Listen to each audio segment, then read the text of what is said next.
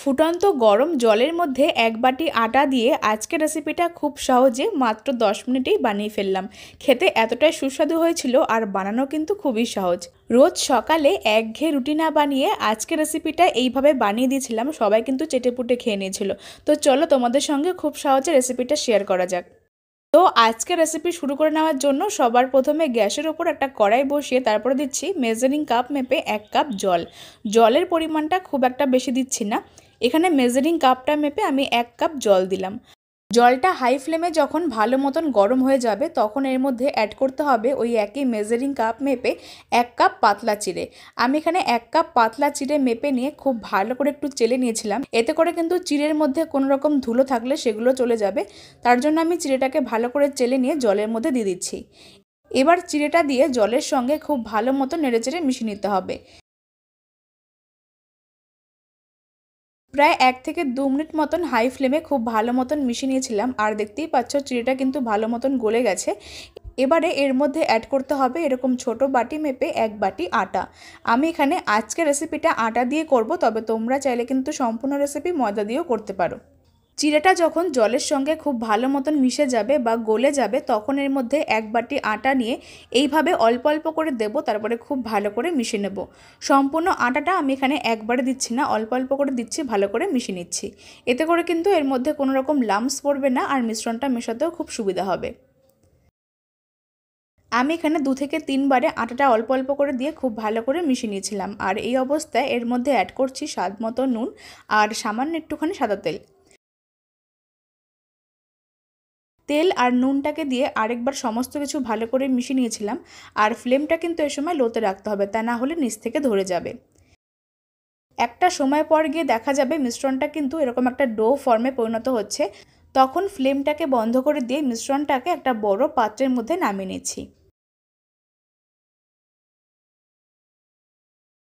মিশ্রণটা পাত্রের মধ্যে নামিয়ে এখন যেহেতু এটা অনেকটাই গরম রয়েছে তার জন্য কিছুক্ষণ পর এটা যখন ঠান্ডা হয়ে যাবে তখন একটু হাত দিয়ে খুব ভালো করে মেখে নিতে হবে আর একটা সফট ডো রেডি করতে হবে। 5 থেকে 7 মিনিট একটু অপেক্ষা করেছিলাম আর মিশ্রণটা কিন্তু আগের থেকে একটু ঠান্ডা হয়ে গেছে, মানে আগের মতন সেই গরম ভাবটা নেই। এবার খুব ভালো করে হাত দিয়ে মেখে একটা ডো আকারে বানিয়ে নিচ্ছি। ততক্ষণে তোমরা কমেন্টে জানিয়ে ফেলো যে আজকের রেসিপিটা কে কোন জায়গা থেকে দেখছো, তাহলে আমি তোমাদের প্রত্যেকের কমেন্টে ধন্যবাদ জানাতে পারবো। আর আজকের রেসিপিটা যদি ফেসবুক পেজ থেকে দেখছো তাহলে foodie-mita02 পেজটিকে ফলো করে দিও। এখানেও আমি এরকম রেসিপি সহ আরও অনেক রকম রেসিপি শেয়ার করে থাকি। তোমাদের রেসিপিগুলো ভালো লেগে থাকলে অবশ্যই আমার পেজটিকে ফলো করে দিও। তো বন্ধুরা, আমি এখানে একটু সময় নিয়ে খুব ভালো করে মিশ্রণটাকে মেখে নিয়েছিলাম আর ঠিক এরকম একটা ডো আকারে বানিয়ে নিয়েছি। খুব একটা বেশি শক্ত হবে না আবার একদম নরমও হবে না।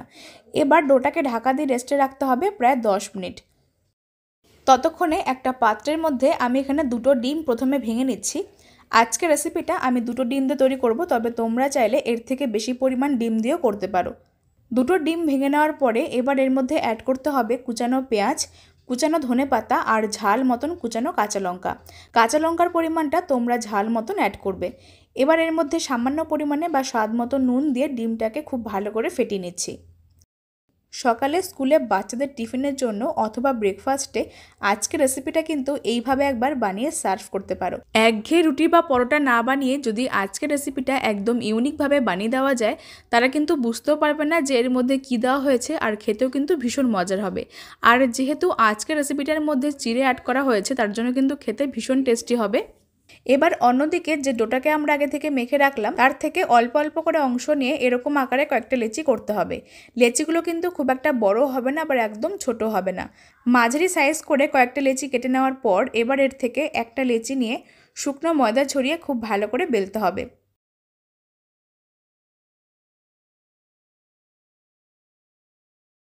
খুব একটা বেশি পাতলা করে বেলছি না, ঠিক এরকম পুরুত্ব রেখে বেলতে হবে। আর সবগুলো পরোটা প্রথমে একই রকম করে বেলতে হবে। আমি এখানে যে পরিমাণে রেসিপিটা তৈরি করেছিলাম তার থেকে এরকম মাঝারি সাইজের 6টা পরোটা হয়েছে। তোমরা সেরকম পরিমাণটা বুঝে এখানে ব্যবহার করো। তারপরে অন্যদিকে গ্যাসের ওপরে একটা ফ্রাই প্যান বসিয়ে খুব ভালো করে গরম হয়ে গেলে এর মধ্যে দিচ্ছি 1 থেকে 2 টেবিল চামচ তেল। তেলটাও খুব একটা বেশি পরিমাণে দিচ্ছি না, অল্প করে তেল দিয়ে খুব ভালো করে গরম হয়ে গেলে এবার এর থেকে একটা পরোটা নিয়ে যে ডিমের মিশ্রণটা আমরা আগে থেকে বানিয়ে রাখলাম সেই ডিমের ব্যাটারের মধ্যে এপিট ওপিট খুব ভালো করে ডুবিয়ে কোট করে সাবধানে তেলের মধ্যে ছাড়তে হবে।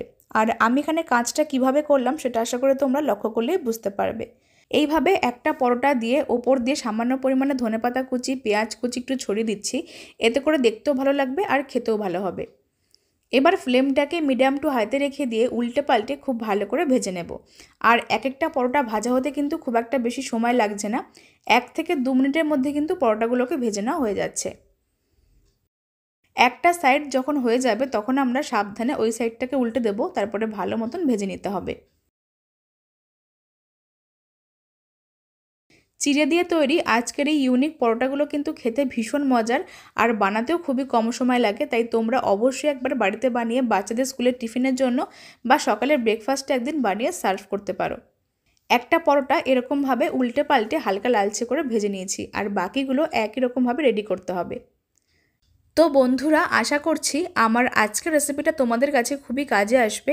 আর রেসিপিটা যদি ভালো লেগে থাকে তাহলে অবশ্যই করে লাইক, কমেন্ট আর শেয়ার করতে ভুলো না। রেসিপিটা ইউটিউব থেকে দেখলে চ্যানেলটিকে সাবস্ক্রাইব করে পাশে বেল আইকনটা প্রেস করে দিও। তো চলো আজকের মতন এখানে বিদায় নিচ্ছি। তোমরা সকলেই খুব ভালো থেকো। ধন্যবাদ।